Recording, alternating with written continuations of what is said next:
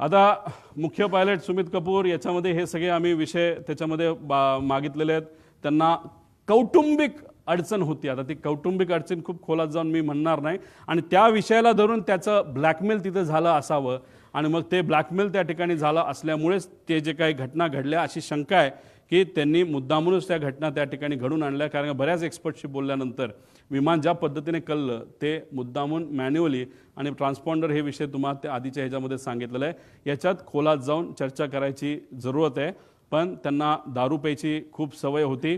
जेटमध्ये असताना त्यांचा पगार 10 ते 12 लाख होता।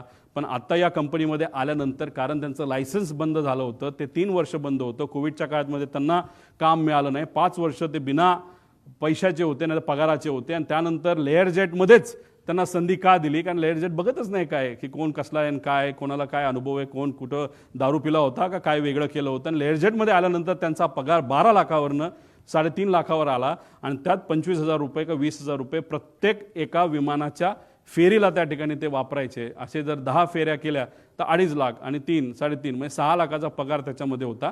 5 वर्ष पगार नसल्यामुळे आणि हा पगार मोठ्या प्रमाणात कमी झाल्यामुळे आणि मोठे मोठे विस्कीचे ब्रँड त्यांना प्यायला त्या ठिकाणी लागायचा, त्याचा खर्च जास्त असल्यामुळे आणि व्यक्तिगत एक कुठला तरी विषय ज्यामुळे ते डिप्रेशनमध्ये होते आणि ह्या सगळ्या गोष्टीचा उपयोग घेऊन त्यांच्यावर प्रेशर टाकून कुणी ब्लॅकमेल करून काय घटना घडली का असं आमचं डाऊट आहे। हे क्लिअर करणं महत्त्वाचं आहे।